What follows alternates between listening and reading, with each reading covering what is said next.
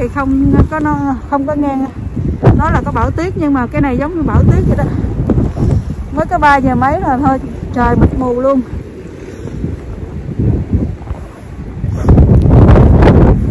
Rồi coi cho mọi người coi phía sau mình nè.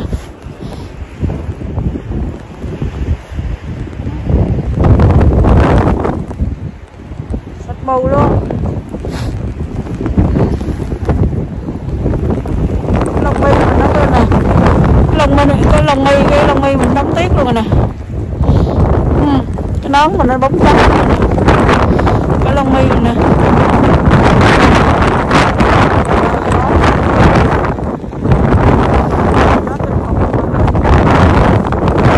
Cái khăn của mình nó đóng tuyết luôn rồi đó. Nón đóng tuyết rồi, lông mày đóng tuyết luôn rồi nè. Thấy chưa?